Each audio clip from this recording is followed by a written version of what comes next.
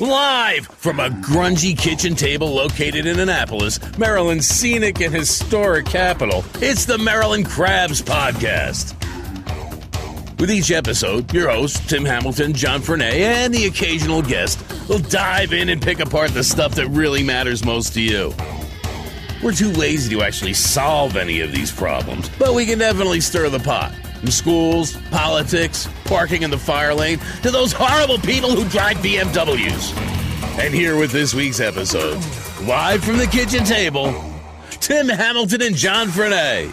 And we're back with the Maryland Crabs Podcast, and this time we're back in Annapolis, but we're going to be talking about Prince George County, and we'll get to that in a minute. But if you're just finding us, you want to make sure you follow us in all the right places. We have a Facebook page and a group, the Maryland Crabs Podcast. On Twitter, you can follow us at MD Crabs Podcast. Email is info@themarylandcrabs.com, or the website is themarylandcrabs.com, and you can catch all of our past episodes there and tune in for all of our new ones. And don't forget to subscribe. Yep, you can subscribe on iTunes, Google Play, iHeartRadio. You were supposed to get a hold of Spotify, but you haven't yet because I see that look in your face. You're not my boss, John. And this is John Fernay, and across the table is Tim Hamilton, and refereeing this fight this week, Prince George County Executive Rushern Baker. How are you, sir? I'm doing good. Glad to be here and glad to be the referee. I see your bracelet. You're a fraternity guy, Omega Psi Phi, right? That's very good, Tim. Yeah. Very impressed. Yes, I am. Yeah. Well, I know a lot of Omega Psi Phi guys, and they are diehard. So I'm a fraternity guy, but I don't have a bracelet. I should have brought my bracelet. Just in case people, it's really big. So yeah, it's real those big. Who can't see it, but it's that's got to be like a pound. Yeah. It's got it's their colors, which is purple and gold. Purple and gold. Right? Very. And it's we might have to put you online. That's like the Super Bowl ring of fraternities. Yes, that's right. So I was given this by the chapter in Prince George's County, Gamma Pi, but I pledged at Howard University Alpha chapter, where Omega Psi Phi was founded. Oh, that's yeah. And then what's the other big black fraternity, Omega Psi Phi, and Alpha Phi Alpha. Alpha Phi Alpha, the first one, right? Which was founded in Cornell, and their beta chapter, the second chapter, is Howard University. It's amazing how long. For people who didn't pledge fraternity or sorority, I kind of get it, but it's amazing when you do. It just means a lot to you moving forward. I mean, I'm 46, and those are still the best people I know, and I still live by the principles. It's weird. I guess you see the same thing with like Boy Scouts, Eagle Scouts, and such. You know, it's interesting. So my wife pledged Delta Sigma Theta, which was the second, sorority of African American females. Kappa Alpha Psi was the first, and her sorority sisters are a tight knit group. So they just celebrated their 35th anniversary. Mm-hmm. Pledged at Howard University, and every year they get together. And my wife is sick, and there's a group of them that, especially when she was really sick, that came to the hospital every day just to see her for almost a straight month. So it's great. Yeah, it is. It is very, very They're the best friends you'll ever have, I think. It's sort of like, I think, if you're in the Army or the military, that's the same thing. Yeah, Although I got to be impressed that you're an elected official who's a fraternity guy, because if I was running for anything, those guys, I love them, but they'd have to disappear one way or the other. They just can't tell stories, the ones who pledged with me. So you're from Georgia? Originally from Georgia. I was born in Valdosta, Georgia, but my dad grew up in the military, so mostly on military bases. I don't think I lived in, as I tell people, I didn't live in civilian life until I was a teenager. Born in Georgia. My dad's last duty station was Massachusetts, so we call Massachusetts home. Mm-hmm. How did you end up in Prince George's County? Yeah, good story. I actually came to the Washington area to go to Howard University, and went there for undergrad. You're an attorney? I'm an attorney. And did you get your law degree at Howard? I got my law degree at Howard, and that's actually how I got to Prince George's County. When I was in law school at Howard University, I lived in Riversdale in Prince George's County. I always said, and my plan was not to stay in this area. It really was to go back to Massachusetts. Where in Massachusetts? Springfield, Massachusetts. That's really nice. Yeah, so Western Mass. I plan to go back there. And but I said if I ever stayed in this area, this is where I'd want to live, because you're close enough to the city, but it had a small town feel, which is what I like. I got married after law school, and my wife went to Massachusetts, and she hated it. She's from Richmond. And so that made your decision a little bit easier. We talked about it, and all of a sudden she said, "Nope, I hate it. We're moving." So we came back to this area, and we lived in Arlington, Virginia, for a while, and then D.C. And finally, when we were ready to buy a house, I won out. And we actually bought in Prince George's County. Now, is your wife from around here, this area? My wife is like me. Her dad did 30 years in the military, but she actually grew up in Richmond, Virginia. Okay, so she definitely wanted to be closer to Richmond than Massachusetts. So it made it easy for her, so she could go to her home church every Sunday. So how long have you been here? I came here in 1978. In Prince George's County, I've officially moved to Prince George's County in 1989. So I grew up in Montgomery County, and so I left and go to college in '88, and never really. My mother's still over there, but that was you remember DC at the time in the early '80s, mid '80s. That it was pretty bad. It was the murder capital of the country for about 5 or 10 years, something like that. But there was a lot of flight from Northeast DC and even parts of Southeast into Prince George's County. Yeah.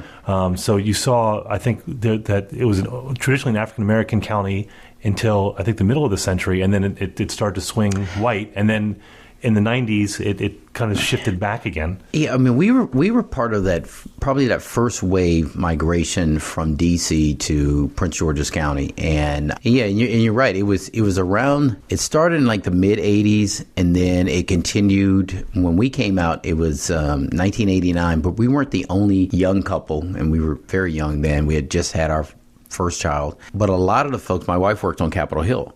So a lot of the folks from Capitol Hill were actually moving to Prince George's County, especially African Americans. The unusual thing about my wife and I is most of the people that we knew from law school, med school, dental school, and those professionals were moving to places in Prince George's County like Mitchellville and Kettering, and really out there in the bigger houses. And we did something which was mostly unusual because it was really a trend that young white couples from D.C. who were moving out here did, and that is we moved to Cheverly. And the reason we ended up in Cheverly was because my wife was working on Capitol Hill, and her requirement to move outside of D.C. was she had to be able to get to work either by metro or driving in 15 minutes. So I had to find a place that she can actually get to her job. Now get to work. Get to work, that's right. And we did. So we ended up there. Well, it was so that at the same time that happened, there was a crime boom because I think that a lot of the people that were moving out and I saw this happen when I was in Albuquerque, was that there was a big crime boom in the late 90s and early 2000s because crime was getting so bad in L.A. that a lot of the families were moving their kids out to keep them away from it, but the kids were bringing the elements with them. They were setting up like sets of the gangs of themselves. So instead of getting away from it, they were actually colonizing. And I think something similar happened in certain parts where people were fleeing the crime, but the crime was also... Well, it was. I mean, it was a little different than because you had a couple. I should emphasize, you basically had Prince George's County has always been or has been the most affluent majority African American county in the country. So you did have a class system that's always existed there as well. Yeah. So what happened in Prince George? It's a really unique place, and it's interesting when you run into folks who actually grew up in the county. Since I didn't, it's easier for me to kind of look at it in a dispassionate way, and in a clinical way, because Prince George's County is rare anywhere probably in the world, and that is it's the only place that went from mostly rural and working class white folks to affluent, educated African Americans, where education and income went up. So when majority of African Americans who moved to Prince George's County in the 80s were like my wife and I, they were either just mostly fresh out of professional school or had a master's. They had either government jobs or jobs related to the government, so they were working on Capitol Hill or things like that. But education and income went up. So the bottom line for Prince George's County, and it's maintained that way, is it's a high medium income. And for African Americans, it's really a high medium income. But then you had the elements that you're talking about, and that is you did have what you call spillover effects. It affected in the 80s and 90s. It affected Prince George's County, Montgomery County. If you look at Silver Spring, back in the late 80s, early 90s, you saw a lot of this. Tacoma Park wasn't what we think of Tacoma Park today. Right. But in the southern part of D.C., southeast part. Tacoma Park at the time was Prince George's County. Tacoma Park. It's not now. Right. It had Prince George's County, Montgomery County, and D.C. So they all were portions of Tacoma Park. But what you saw in those areas where that's where you saw a concentration along those border areas, right, where you saw a concentration of crime, which were really about the spillover effect from the District of Columbia. And you saw it, a lot more, because we have a lot more of the border of the District of Columbia than Montgomery County has, right, and a lot of the poorer areas of the District of Columbia, which is northeast of Anacostia, right? Which I should say is that's in the late 80s, early 90s. It's a different take now. But it helps shape what Prince George's County is, because you look at it, that's when it became. Same way with Montgomery County is because of that migration. The county became one of the largest jurisdictions in the state of Maryland. Same thing with Montgomery County. And so that changed the whole dynamics of the political landscape, quite honestly, in the state. So when I went to Annapolis in the legislature in the 1990s. And you were in Annapolis as a delegate. I was in Annapolis as a delegate. I came here in 95. At that time, Prince George's County was still on the rise, and Montgomery County was on the rise, but the general focus was still on Baltimore City, which, for all intents and purposes, is really the capital of the state of Maryland. And ask anybody outside of Maryland what the capital of Maryland is. They think it's Baltimore. There you go. It's the focal point because it's unique because, especially for those outside, Baltimore is the only city that is a city and county. It's not located within a county. It's its own. Every other place is in a county. It's their own little DC. It's their own little DC. And so it's a focal point. But also, the state was really rural. So when I came to the legislature, I came from a Washington, D.C. base, mostly Capitol Hill influenced politics, to Annapolis, which was really more a suburban, rural base of outside of the city of Baltimore. The politics were really about region. It wasn't about Republican, Democrat, black, white. It was about where are you located geographically, and that's where your interests were. That makes sense. But I think if you look at, and we were talking about this before, is that Montgomery County and with the five wealthiest counties, I think, in the country, or six wealthiest counties, are all around Washington, D.C. Right. But it's not, but if you, and I'm doing a big amount of generalization here, but if you look at Montgomery County, a lot of that is the lobbyists or probably not government employees, but are interact with the government. Whereas if you look at Prince George's County, you do have a lot of government employees, whether it be the University of Maryland, state and federal, Census Bureau, the Air Force Base. I think we talked about. Sure, Andrews. And so we talked to the governor a few weeks ago. We were talking about, then Trump had just been elected, and we just said, he's talking about a hiring freeze, and he's talking about reducing the size of government. What effect does that have to the wealthiest state in the country, which is Maryland? Which a lot of that is because of government largesse in one form or another. But what is that? I mean, just yesterday, and this will be you'll hear this a week from now. Governor Hogan put out something very interesting too. He said that the number of people that actually work for the government in Maryland is usually over-exaggerated.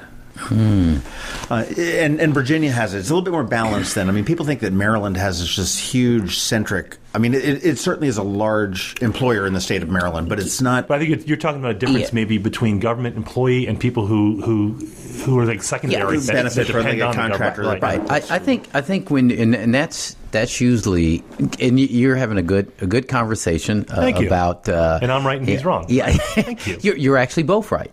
So because here's the thing, and this is what we forget when whether it was the government shutdown or whether his comments from President Trump about he's gonna cut just remember what he said. He said he's going to cut federal government employees, but he's not going to supplement that with contracts. He's going to cut those also.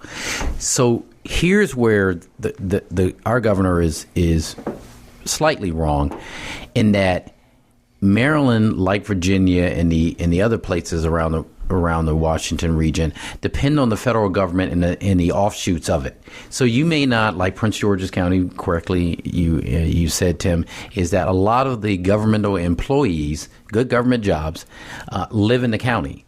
In Montgomery County, it's the same, but there are two parts of it. There are people who work at a high level for the federal government, and there are people who actually contract with or make their living based on things that have to do with the federal government. So but it's a government town. They're lobbyists or contractors. They're lobbyists, contractors, NIH, all of those things. So high-tech firm, they're all really kind of based around government-led. So government is the private industry for this region, and so Howard County and Fairfax County, Anne Arundel County, those places that you wouldn't have thought of, years ago as being government related. St. Mary's County, Charles County. Yeah, you would never, and even crossing the bridge now. I mean, yeah. So back in the 80s, that was a backwater over there. So a lot of those, but it's dependent on. So when you hear something, and this is why we push back on it, when you hear something coming out of the federal government, in fact, when the shutdown happened, it affected Prince George's County and Montgomery County and Fairfax and Northern Virginia more than it did D.C. It was because we had the majority of the people who work or make their living based on it. And so anything that happens in this town, around the federal government is very, detrimental to the state. So on the state side, the bulk of the revenues for the state come from the Washington regions. And if you think about it, it's the largest two jurisdictions are Prince George's County and Montgomery County. And then you look at, as we just said, you look at Anne Arundel County and Howard County. They're government-based places, St. Mary's County and the rest. So the state depends on its wealth to stay up there based upon the fact that we're very much Washington region centered. What's interesting, too, is people who aren't from Maryland have a hard time believing this because they think we're a lot smaller than we are. I mean, we're small, but 90%, or I think it's 87 or 90% of the entire population of Maryland is in central Maryland. That's the D.C.-Baltimore corridor. Yeah. But if you go past, Washington County to the west, out to Deep Creek, and Deep Creek is just if you go a mile from Deep Creek, they struggle. And if you go to the Eastern Shore or Southern Maryland, so you basically have a pocket of affluence within Maryland. So and there's still a lot of struggles. I mean, look at the election.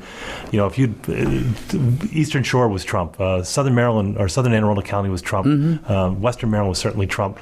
Now we're still a solidly Democratic state, but it's but there's challenges that we have when you look at industry, you look at agriculture. That we are really centered to central Maryland.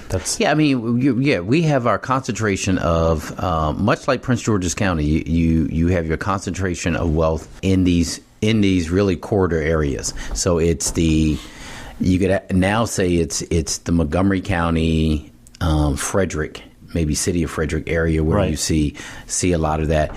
The Baltimore and Baltimore County area that's coming, and Prince George's County and Anne Arundel. But, that's where the concentration of, especially in Montgomery County and Howard County, where the concentration of wealth are. Then you go to the outer parts of it. As you said, you go to Western Maryland, Allegheny County, which has struggled for years. I mean, they're more identified with what's going on in West Virginia and Pennsylvania and the problems there with industries that have left. And culturally. And culturally. And if you go to the Eastern Shore, the far Eastern Shore, it's the same thing. It's like being in the South. Yes, it's like being in the South. And the other part of it is like being in the Delaware area. But it's so the issues are very complex, and when you think about this state, which is geographically, it's a fairly small state compared to Pennsylvania and places like that, but the diversity is just the same. When I became county executive, or actually, you go back to that. When I first got in the legislature, as I said, my wife and I. When was that again? You said it was 95 when I came down here. I was elected in 94. Yeah, what I noticed about the county itself, especially at that time, is where my family and my wife and I lived, it was really much a urban area. I mean, we were close to D.C. The lifestyle was really based upon what went on in the District of Columbia, and you pretty much went to restaurants, you shop. I mean, everything was that. And I would say the same thing with Silver Spring or Bethesda and places like that in Chevy Chase and places like that in Montgomery County. But you came down to Annapolis at that time. It didn't look like the Annapolis of today. It was more of a suburban area. Right. You know, you're at waterfront, but really wasn't a lot of there. And if you went, the same thing if you went to the county, if you went to the southern part, Akakie in Prince George's County, it was I don't know where that is. It's like, I didn't know where it was until I until I ran for county executive. I was like, oh my God, I thought I was in the country. I thought I was back in Georgia.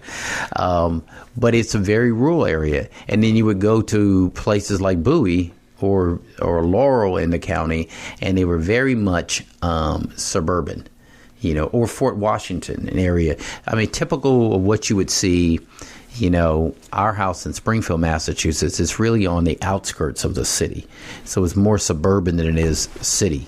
And that's what those areas look like. So you had 3 jurisdictions in one 500 square miles of a county. You had an urban center, you had a suburban center, and you had a rural center. But there's also that awareness. I always joke about this. When I grew up in Montgomery County, so the 70s and 80s, you know, we would be in Bethesda, and then we'd go to Georgetown because, you know, drinking age was 18, first of all. But I mean, Georgetown was our life. And I think if you grew up in D.C., Montgomery County, or Prince George's County, everything else was just kind of hypothetical. I mean, we moved to Annapolis. I couldn't have told you before we moved here what county this was. That's horrible on me. But I knew Baltimore County, but we didn't know the other counties because you had that myopic view. Your world was the inner suburbs of Washington D.C., and everything else was kind of other. It's just funny how things do change. And one thing that I do know is that Prince George's County has had some pretty significant changes over the years, and you had sort of indicated that before. And I would certainly think there's a lot more that have come in since November of 2010,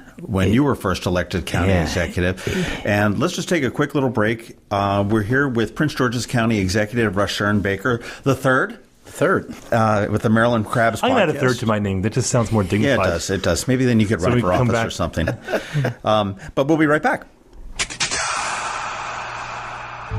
Very few things in life are so precious and so irreplaceable that we all must do our part to protect them. The Chesapeake Bay is one of those things. You can do your part by contributing to the Chesapeake Bay and Endangered Species Fund. It's that little line item you'll see at the very end of your Maryland tax return. Any amount you give makes a difference, and it's tax deductible. I'm Peter Francho, Maryland Comptroller. Our bay and rivers thank you. Learn more about the Chesapeake Bay Trust at cbtrust.org. Don't miss AAMC's Denim and Diamonds Bash, an evening to remember with a cocktail buffet, silent auction, and dancing, all to support expanding mental health at AAMC. We need your support to help us double our county's inventory of mental health beds, allowing for the care of 900 patients a year right here in Anne Arundel County. Tickets available at aamcdenimanddiamonds.org. Special thanks to our presenting sponsors, the Chesapeake Bay Hawks, M&T Bank, and our platinum sponsors, Aerotech, AAMC medical staff, BB&T, Comcast, Homestead Gardens, Ken's Creative Kitchen, Tech Systems, What's Up Media, and 103.1 WRNR. And we're back here with the Maryland Crabs podcast, and we are in Annapolis at the Prince George's County offices down here, which I didn't even know they had, with County Executive Rushern Baker. And we've just talked a little bit about the history of Prince George's County, a little bit of the history of the county executive, how he got here from Georgia. He didn't take the midnight. He took the midnight train from Georgia into Prince George's County and just landed up at the Metro to get a job. So his wife could work in D.C., which is an awesome story. But Prince George's County has really had its ups and downs, and as we've discussed, that it's sort of morphed from from affluence into, I don't want to say poverty, but into the affluence is left, and then it's come back, and it's very strong. You've had certainly your share of the county has had a share of corruption with your predecessor Jack Johnson, and that had was indicted and charged and served some jail time for corruption. And you were elected in November 2010, and you you got off to a rough start, didn't you? I always tell the story. I was telling the other day that it's kind of hard to remember back almost 6 years ago what the place looked like. But yeah, I had run for county executive 3 times. I finally won. I ran against third time's a charm. It's the Irish blood in me. It was, but when I came in, I won in the general election in November. Slated to do my transition meeting with Mr. Johnson in preparation for taking over the government in Prince George's County. I was visiting Georgia. I went back home. Was in Atlanta meeting with the mayor of Atlanta about federal housing issues, because it was a big issue for us in Prince George's County with foreclosures at the time. I'm in the meeting, and the great story, I hope I have time to just tell it real quick. Yeah, as much time as you want. So I'm in the meeting with the mayor, and I've got my phone with me, and it's buzzing, but I don't want to be rude to the mayor of Atlanta, who's helping me out, so I don't answer it, and I put it on silent. Well, John learned from that. Yes. So you put it on silent, and then I had some staffers with me and who were outside, and finally one of them actually came in and said, "It's your mother on the phone." I said, "My mother?" So this is sort of a George Bush moment. Yeah, this is like, it's your mother on the phone. So I walk out, and it's my mom. And I'm thinking, okay, maybe she's going to tell me that, I'm in Atlanta with my aunts, her sisters, and my brother, and maybe something happened. My wife was there with me, and maybe something was going on at home. And she said, "Oh, my God, I heard you got arrested." I said, "I don't know what you're talking about." By the way, do you know how many times I've gotten that call from my mom? Well, she was definitely shocked. She was like, "Not you." I said, "I don't know what you're talking about." She said, "Well, I just got a call that said the county executive of Prince George's County was arrested by the FBI." And so immediately as she's telling me this, I'm saying, "What the heck?" The mayor comes out and says, "Hey, they got your county executive on CNN." So, needless to say, the transition meeting was supposed to be the glass at visiting hours. Yeah. It was supposed to be the next day. That was immediately canceled, and so I never really had a transition meeting with the county executive to go all over these things. So that started, it didn't sound like he had anything useful to pass on anyway, to be honest. It just, Best to start from scratch on that one. Everything that he had done from scratch. Literally, and John, that's the point. One of the worst things to do is you create a government completely from scratch. So anybody who was in a decision-making position in Prince George's County government, we had to let go because the FBI at the time. That's right. They were tainted, yeah. Yeah, the FBI would not tell us who was under their surveillance, which for good reason. The only thing they would tell us is that it was an ongoing investigation. So literally everyone got fired, including the police chief, the fire chief. We kept the corrections person and one other official, the finance, everybody. And so I couldn't pick anybody who had worked for, long term for the Johnson administration. I actually had to go back out. Now, I'm a brand new county executive. I've been out of office for 8 years. I didn't really know county government. I knew Annapolis government. And I've got to select people to come in and help me run. And the police chief, who was very popular, was the first Afro-Latino police chief. I let go, and that didn't make people happy. Sure. And the fire chief, who was African American, I let go. That made people happy. And I brought in 2 people that I didn't know but had good reputations as the police chief and the fire chief, and they both were white males. So all these things were coming together, and so that's at the beginning of the administration trying to put it together with brand new people. And to make matters worse, for me, I'm starting out. It's a big budget. Wall Street calls. The county had gotten a AAA bond rating because really a lot of the stuff that... So this is 2010. This is 2010. I'm literally, as soon as I'm sworn in December of 2010, I put all these new people in place. Normally what happens is you go to meet with Wall Street about your bond rating in June. They had decided that since the previous county executive, Mr. Johnson, was arrested and it had to deal with federal dollars, not county dollars or state dollars. It was about federal. An interim review. And they were nervous. They were nervous about two things. One, because there was an ongoing federal investigation. There were federal dollars. I was a new county executive that had not managed anything larger than 18 employees. And you had this 6,000, government, it's $3 billion budget.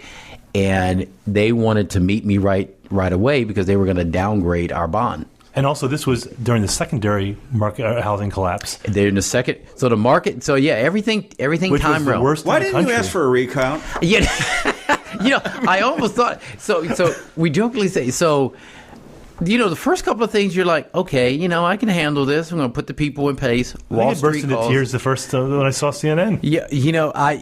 I'm not very resilient though.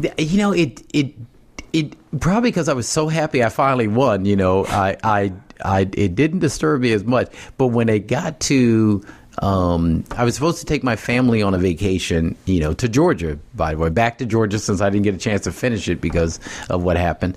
We're going to drive down to Atlanta, spend some time with my relatives and the son. It's all of us together. My son was back from college, and I'm driving, and I get to North Carolina, and I'm looking at my my phone, and I get a report that we're having one of the largest snowstorms in the county. And that was the double whammy that year. Yeah, it wasn't the biggest one, but it was a large snowstorm, and it was pretty significant. It was two back to back. Yeah.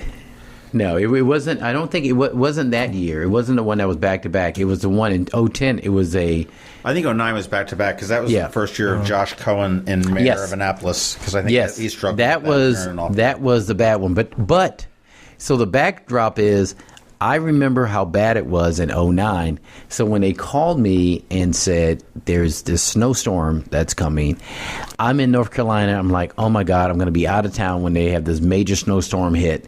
I need to turn around. And the interim CAO, when I call him, from a Waffle House in North Carolina. Best place to be in North Carolina. I was, enjoying some waffle. My kids were happy. That potato skillet's so good. Yeah. And I call him and he says, unless you can drive a snowplow, you might as well keep heading south. So we had the snow. Then I get a call. I come back up here, and it was locusts. It was worse than locusts. We had 14 homicides in 14 days.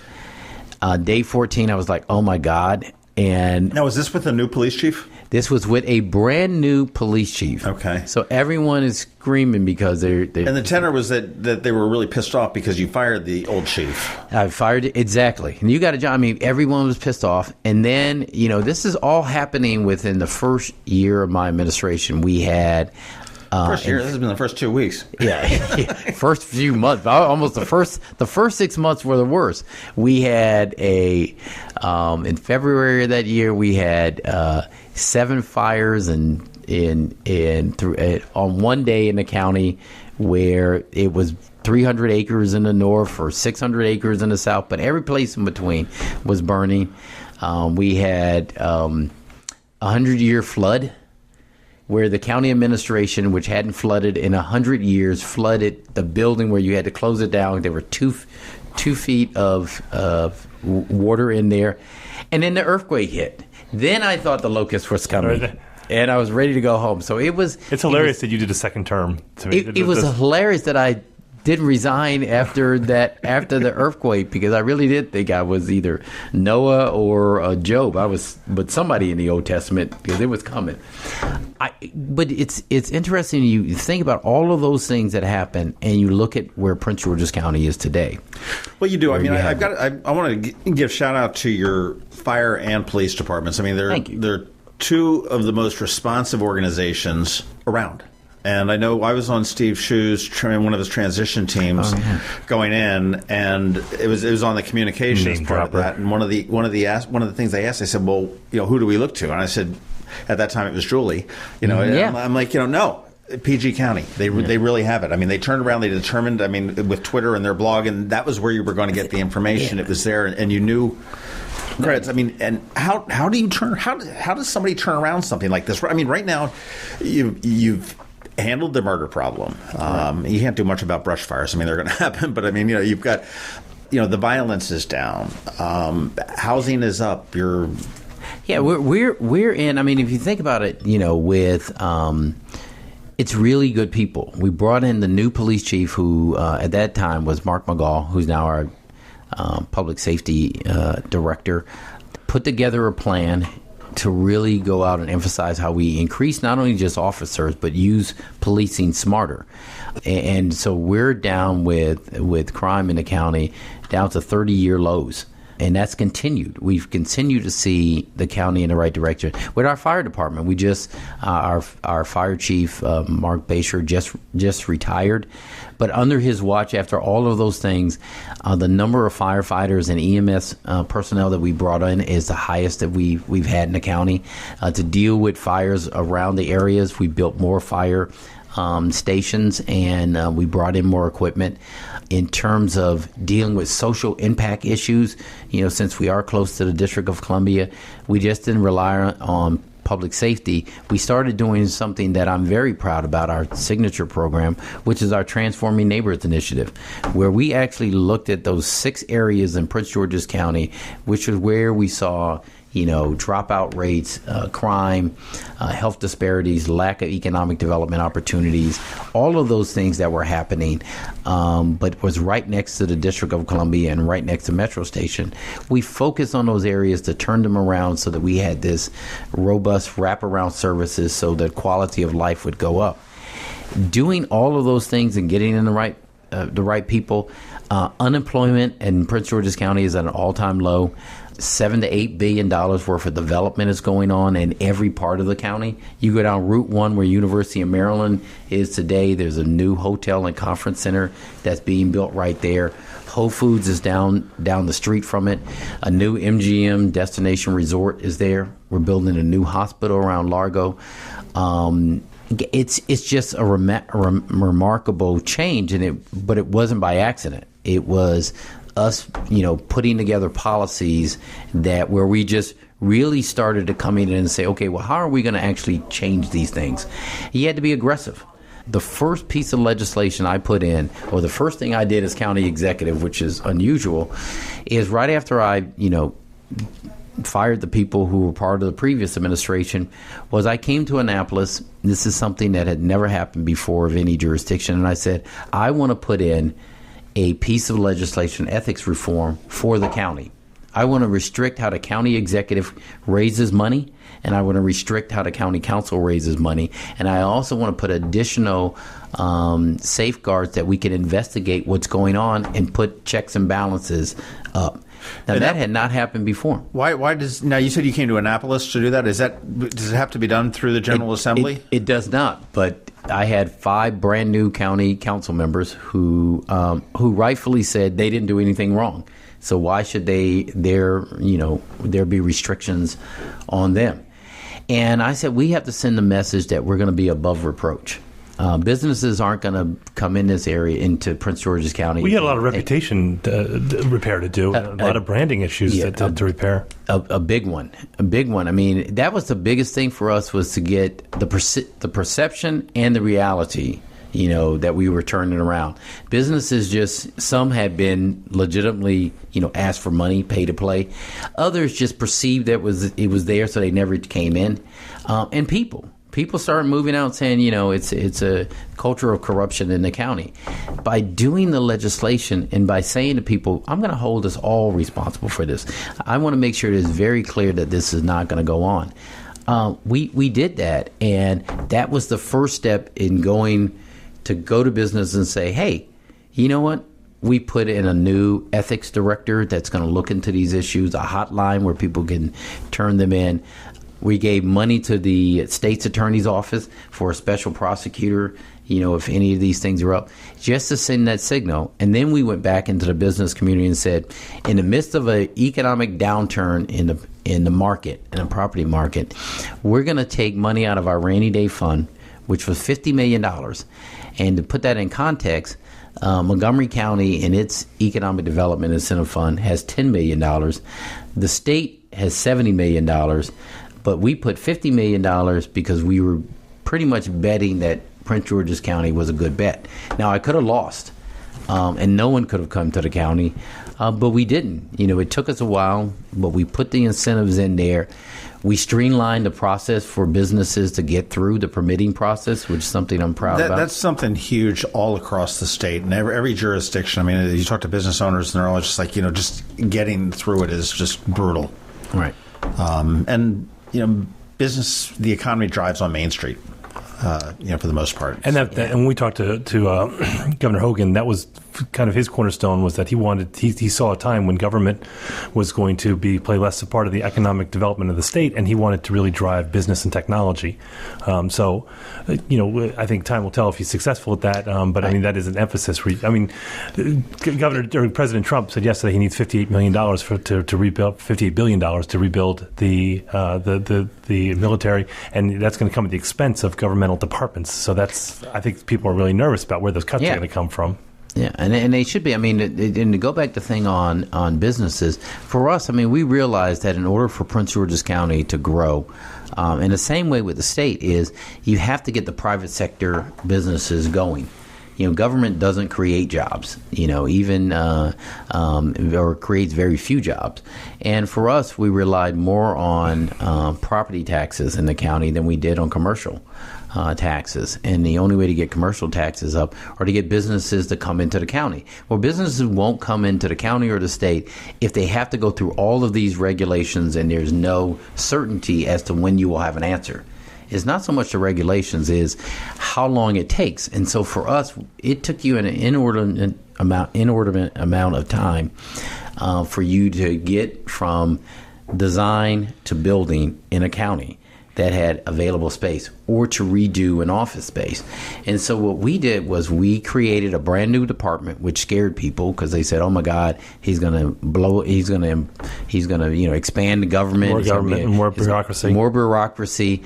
And I said, no, we're actually going to streamline, which is what we did, the bureaucracy. So we put people who were in 5 different departments and we moved them into one centralized location. So if you were a business person, you could come to one place and get an answer in a quick amount of time. If you were doing That's brilliant. I thought it was.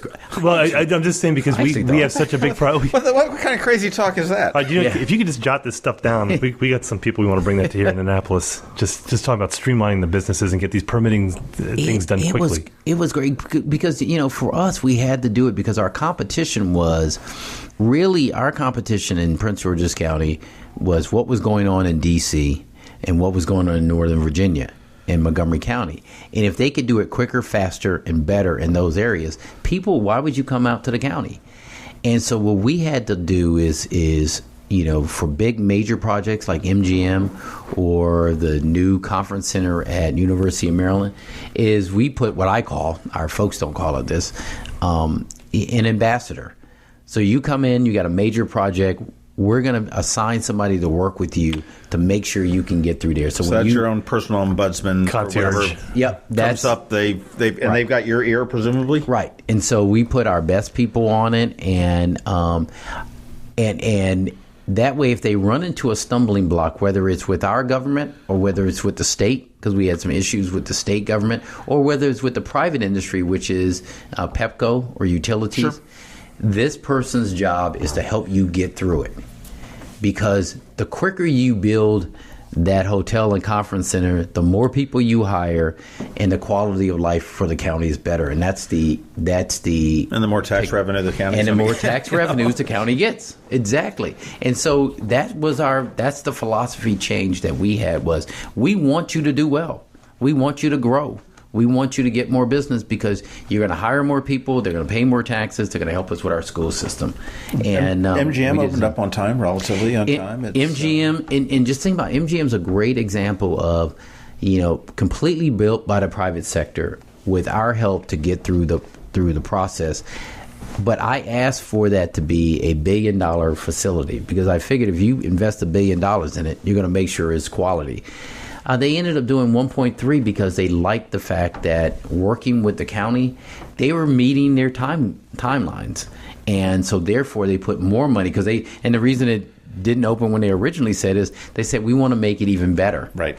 And now you have this great facility that's going to bring in revenues to the county. I mean, the concert venue is just phenomenal. Yeah, that they've got. The casino is the location. It's crazy. I did notice that you guys are considering this thing called Westphalia. Is that right? Oh yeah, Westphalia. I'll tell you what. Why don't we take a break real quick, and we'll come back and talk about that, and we'll talk about the county executive's future plans. Okay, fine. So there.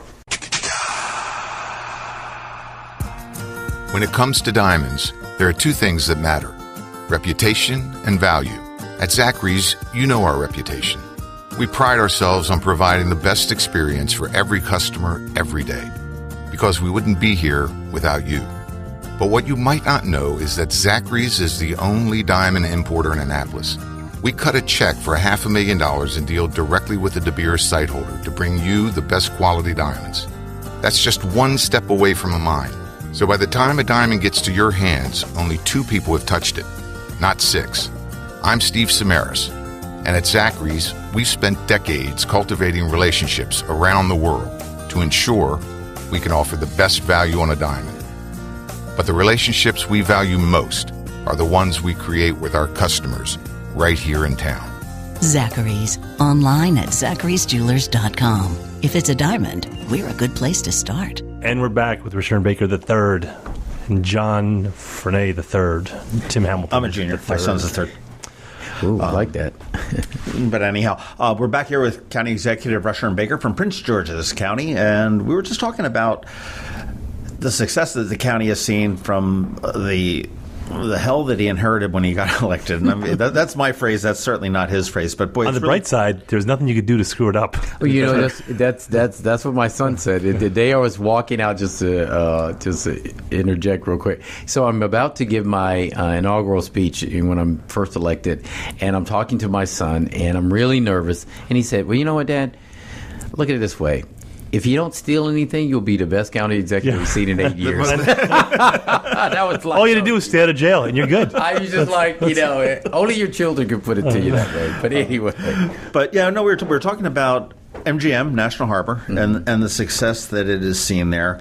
And I mentioned Westphalia, Westphalia. Yeah, Westphalia. Westphalia, which is a community that is potentially planned for Pennsylvania Avenue and the Beltway. Right. I mean, it's a huge development, one of the largest in this area, where it's going to be mixed use, housing, apartments, also grocery stores. And the impact that's going to have on the Pennsylvania, the middle part of Pennsylvania Avenue and the central part of Prince George's County is phenomenal.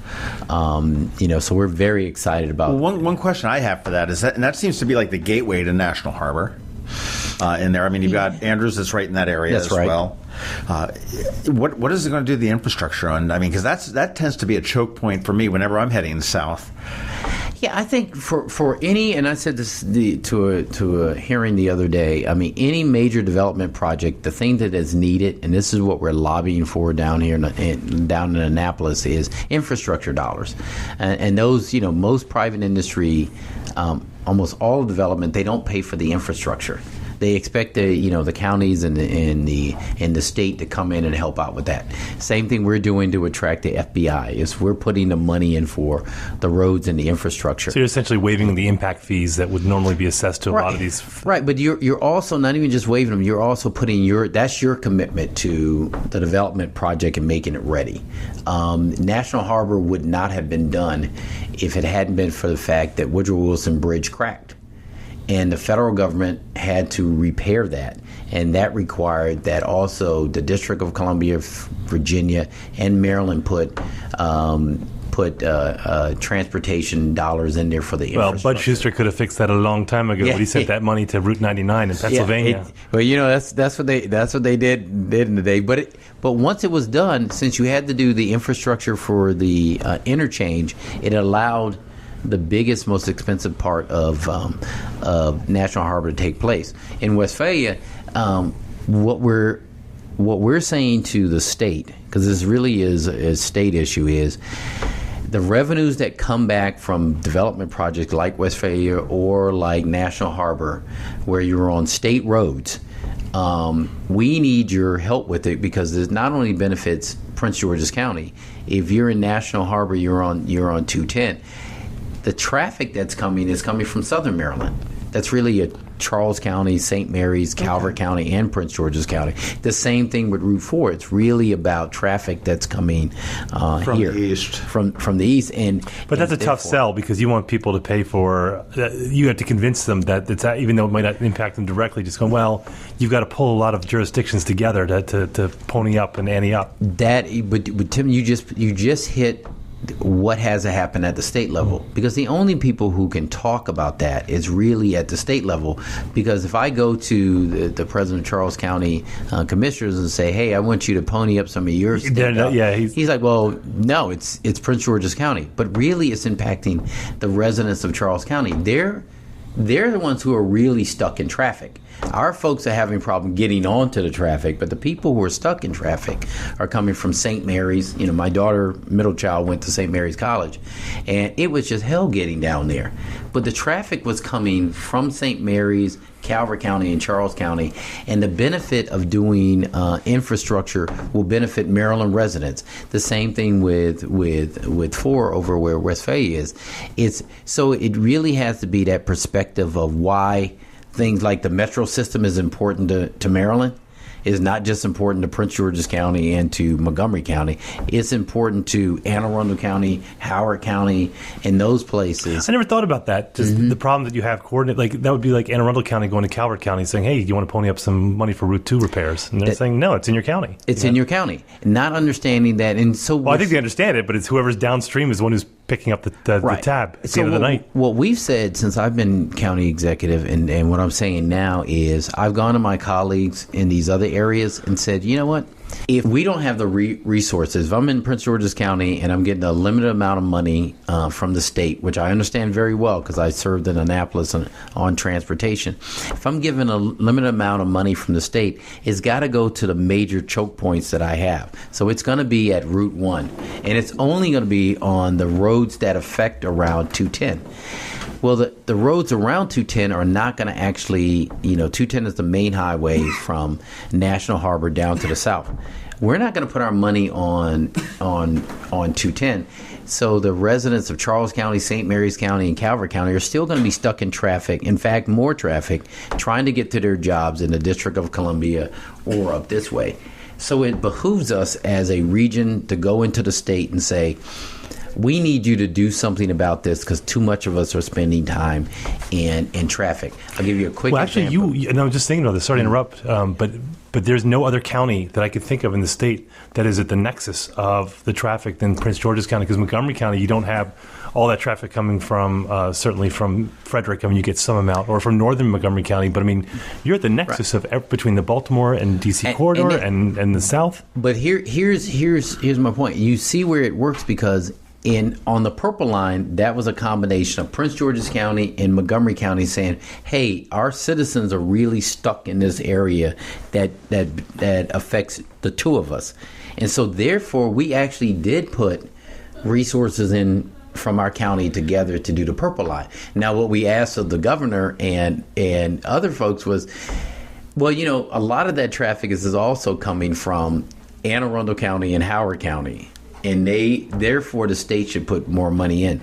But we actually did come together. We came together on ICC, whether you're for the ICC or not. But Prince George's County, Montgomery County came together. Okay. Absolutely. Well, I'll tell you, we're going to let you go because I know you've got to do a testimony pretty soon. And I want to thank County Executive from Prince George's County, Rushern Baker III, here for coming in to talk with the Maryland Crabs. Tell them where you can find us, Tim. You can find us at the Maryland Crabs. We have a page and we have a group on Facebook. You can find us there. You can find us at MD Crabs Podcast on Twitter. John is I in Annapolis on Twitter. I'm Tim Hamilton 47 on Twitter. Info at themarylandcrabs.com or at themarylandcrabs.com on that's our website. And we're out of here. Yeah, we're out. Right, all that stuff because the county executive has to teach me the Omega Sci-Fi secret handshake before we go. Thank you for coming in. Thank you. Enjoyed it. Thank you. This has been the Maryland Crabs Podcast with Tim Hamilton and John Fernay. Sure to follow them in all the regular places, Facebook, Twitter, YouTube, and online at themarylandcrabs.com. Take a moment to rate us on iTunes. Now, get the hell out of my kitchen. Seriously, go! You're still here? It's over. Go home.